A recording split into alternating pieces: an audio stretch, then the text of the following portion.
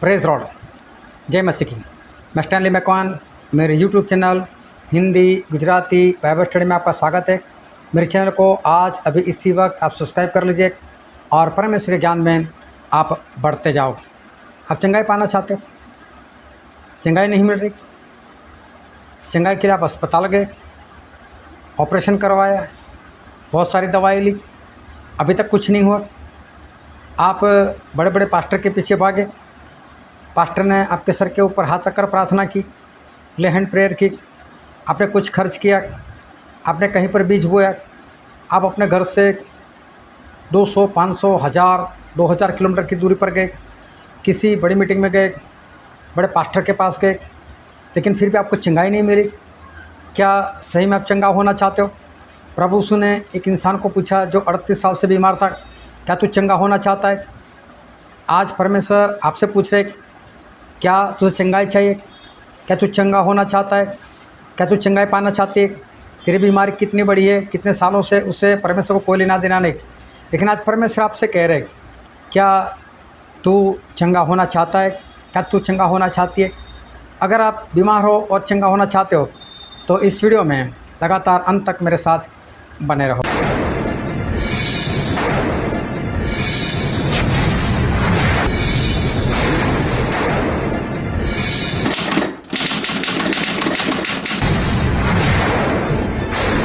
आज कई जगह पर बड़े बड़े पास्टर लोग हैं, उनका बड़ा नाम है और उनकी कलीसिया में हज़ारों लोग नहीं लाखों लोग आते हैं।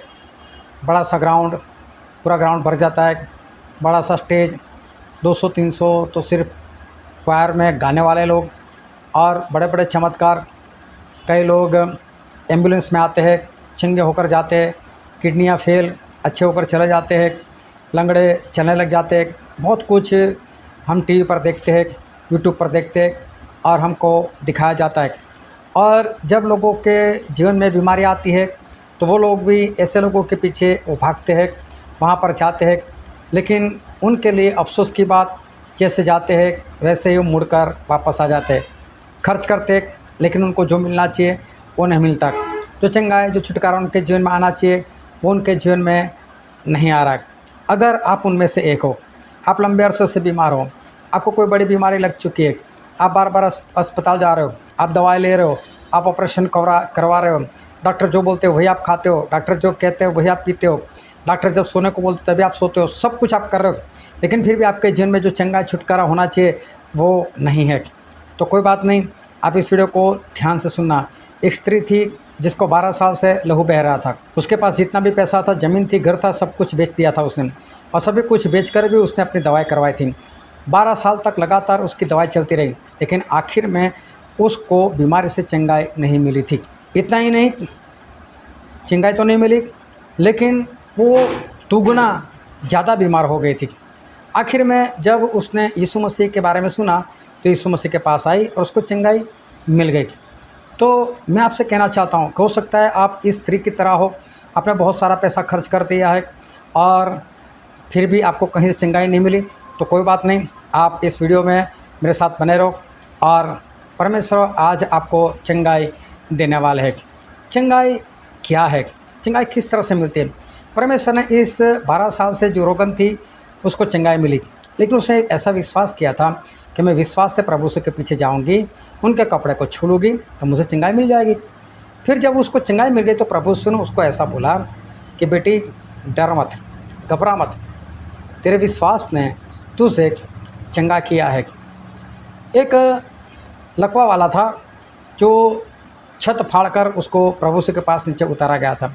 प्रभु ने उसके विश्वास को देखकर ऐसा कहा कि बेटे हिम्मत रख, तेरे पाप तुझे क्षमा किए गए। और प्रभु ने उसके पाप क्षमा कर दिए थे। प्रभु ने 38 साल से जो बीमार था उसको चंगाई दी और उसके बाद उसके पास जाकर ऐसा कहा कि देख तू चंगा हुआ है, अब से पाप मत करना, कहीं इससे ज़्यादा विपत्ति तेरे ऊपर ना आ पड़े। अभी देखो कि प्रभु ने कई लोगों को चंगाई दी। एक बार तो 2 अंधे प्रभु के पीछे भागने लगे, तो प्रभु ने उनको भी बोला कि मैं ऐसा कर सकता हूँ, ऐसा विश्वास है? वो बोलते हाँ मैं विश्वास है। तो प्रभु ने बोला तुम्हारे विश्वास के अनुसार तुम्हारे साथ हो। तो वो लोग तुरंत देखने लग गए और प्रभु का महिमा करने लगे। एक तो कोढ़ी था, उसने आकर प्रभु यीशु से कहा कि यीशु अगर आप चाहो तो मुझे शुद्ध कर सकते हो। प्रभु यीशु बोलते मैं तो चाहता ही हूँ। अपना हाथ बढ़ाया, उसको छुआ और उसको चंगाई मिल गई। एक बार 10 कोढ़ी आए, दूर से पुकारा, यीशु हमको चंगा दो, यीशु हमको चंगा दो। यीशु ने बोला कोई बात नहीं, याजक के पास जाओ, अपने आप को दिखाओ। जब वो रास्ते में जा रहे थे, रास्ते में सारे चंगे हो गए। तो वो लोग विश्वास से याजक के पास जाने लगे थे कि प्रभु ने बोला है तो चलो निकल चलते, और उन लोगों को चंगाई मिल गई। लेकिन मैं इन सारे लोगों की बात नहीं करना चाहता, मैं किसी की भी बात नहीं करना चाहता। आज मैं सिर्फ आज आपकी बात करना चाहता हूँ कि आपको चंगाई चाहिए तो मैं आज आपको बाइबल से एक ऐसा रास्ता बताने वाला हूँ, अगर वो करोगे तो आप चंगे हो ही जाओगे। बीमारी कितनी बड़ी है, कितनी लंबी है, कब से चली आ रही है, उससे मुझे लेना देना नहीं और मेरे परमेश्वर को भी कोई लेना देना नहीं। लेकिन परमेश्वर आप आज आपको चंगाई दे ही देंगे अगर आप बाइबल से ये कही गई बात आज आप मान लोगे तो। और बाइबल में परमेश्वर को नाम दिया गया यहोवा राफा, मतलब चंगा करने वाले परमेश्वर। लेकिन आपने कभी भी अपने बाइबल में ये शब्द नहीं सुना होगा यहोवा राफा, क्योंकि ये इब्रानी शब्द है और जो इब्रानी बाइबल लिखा गया उसी में शब्द मिलेगा।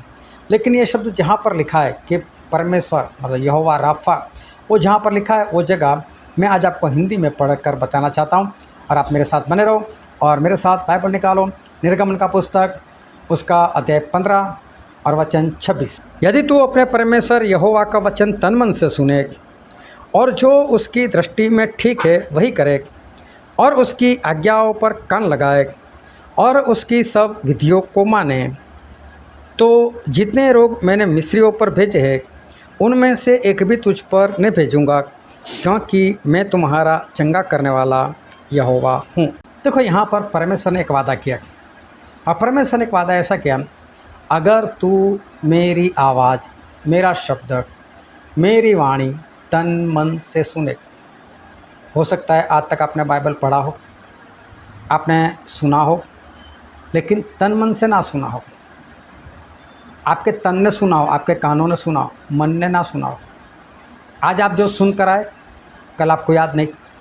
चलो मैं आपको ही पूछता हूँ, पिछले संडे चर्च में गए थे, क्या सिखा था वहाँ पर? आज याद है आपको?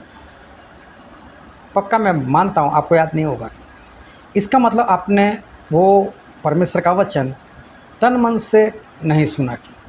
अगर आपने वचन तन मन से नहीं सुना तो उसका कोई फ़ायदा नहीं। तो सबसे पहले परमेश्वर कहते हैं कि मेरे वचन को तन मन से सुनेगा। दूसरी बात, मेरी निगाह में जो ठीक है वो करेगा। तेरी निगाह में जो अच्छा है नहीं, परमेश्वर बोलते हैं मेरी निगाह में जो अच्छा है वो तो करेगा। अब परमेश्वर की निगाह में क्या अच्छा है आपको क्या मालूम? आपको तभी पता चलेगा जब आप तन मन से उनकी वाणी को, उनके शब्दों को, उनके वचन को सुनोगे। तो तन मन से सुनना, जिस वक्त आप वचन सुन रहे हो उस वक्त आपकी आत्मा वहीं पर होनी चाहिए। बहनें क्या करती है, घर पर जाना है, चिकन बनाना है, मटन बनाना है, जल्दी छूट जाए तो अच्छा है, घर पर जाकर खाना बनाओ, कपड़े धो, बर्तन मांजो, ये करो वो करो। तो जो पुरुष होता है उसने भी कोई ना कोई काम तय कर रखा होता है, घर पर जाओ ये करो वो करो, बच्चों घर पर जाओ पढ़ाई करो, ये करो वो करो। तो जो तन सुनता है उनका परमेश्वर का वचन, वो मन नहीं सुनता, क्योंकि मन तो कहीं पर भटक रहा है, तो इसलिए उनको वचन याद भी नहीं रहता। तो प्रभु यीशु ऐसा कहते कि अगर तू तन मन से मेरी आवाज़ को, मेरी वाणी को, मेरे शब्द को सुनेगा, तो तन मन से सुनना है। सिर्फ आपका तन ना सुनना चाहिए, आपका मन भी, ताकि वो वचन मन के अंदर उतर जाए। तन मन से सुनेगा। फिर प्रभु यीशु बोलते हैं जो मेरी निगाह में ठीक है। तो प्रभु यीशु की निगाह में ठीक है कब पता चलेगा? जब आपने उनकी आवाज़ तन मन से सुने होगी तो आपको पता चल गया होगा कि परमेश्वर को क्या पसंद है और परमेश्वर को क्या नहीं पसंद। जब आपने तन मन से सुना है तभी तो आपको पता चलेगा कि परमेश्वर की निगाह में सही क्या है, तब तो आप वो सही काम कर पाओगे। आपकी निगाह में तो बहुत सारे सही काम हो सकते हैं, लेकिन वो परमेश्वर की निगाह में वो गलत काम भी हो सकते, मतलबी काम भी हो सकते या घृणित काम भी हो सकते। लेकिन प्रभु बोलते हैं मेरी निगाह में जो ठीक है वो तो करे। फिर तीसरी बात परमेश्वर बोलते और मेरी आज्ञाओं को माने। प्रभु यीशु की आज्ञा को मानना। लेकिन कौन कौन सी आज्ञा है आपको कैसे पता चलेगा? उससे पहले तन मन से आपको वाणी सुननी पड़ेगी, वचन सुनने पड़ेंगे, तो आपको पता चलेगा ना कि उनकी आज्ञाएँ क्या है। और चौथी बात, मेरी विधियों को जानेगा, उसको अमल में लाएगा, तो परमेश्वर बोलते हैं तेरे ऊपर मैं कोई बीमारी ही नहीं आने दूंगा। देखो जो चंगे हैं और ये 4 काम करेंगे। सबसे पहला कौन सा काम, कि तन मन से परमेश्वर की आवाज़ को सुनना। दूसरा काम, परमेश्वर की निगाह में जो ठीक है वो करना। तीसरा काम, परमेश्वर की आज्ञाओं को मानना। और चौथी बात, परमेश्वर की विधियों को मानना। ये 4 काम अगर कोई करेगा तो और वो चंगा है, तो परमेश्वर सबसे पहले तो उसके ऊपर कोई बीमारी नहीं आने देंगे। लेकिन अगर आप बीमार हो और ये 4 काम करो तो आपकी बीमारी चली जाएगी, क्योंकि परमेश्वर कहते हैं मैं तुझे चंगा करने वाला परमेश्वर, अगर तू ये करे, यदि तू ये करे तो मैं ये करूँगा, आप ये नहीं करोगे तो मैं वो भी नहीं करूँगा। अब विश्वास ना आता हो ना, जाओ बड़े बड़े पास्टरों के पास, जाओ बड़े बड़े अस्पताल, पैसा खर्च करो, बड़े बड़े पास्टरों के पास जाओ, उनको भी पैसा दो कि मेरे सर के ऊपर हाथ रखकर प्रार्थना करवाओ प्रार्थना, कुछ नहीं होने वाला, कुछ नहीं होगा। बचना है तो मैंने जो बताई 4 बात, वो बात करो। परमेश्वर की आवाज़ को तन मन से सुनो, उनकी निगाह में जो ठीक है वो करो, उनकी आज्ञा को मानो, उनकी विधि को मानो, और देखना आप चंगाई नहीं भी मांगोगे तो भी परमेश्वर चंगाई देंगे, क्योंकि परमेश्वर ने बाद में ऐसा नहीं कहा उसके बाद चंगाई मांगो। ये 4 काम करो तो मैं तुझे चंगा करने वाला परमेश्वर, मैं यहोवा राफा, वो करेंगे चंगाई आपकी। लेकिन पहले ये 4 काम करो। परमेश्वर आपको आशीष दे। आमीन।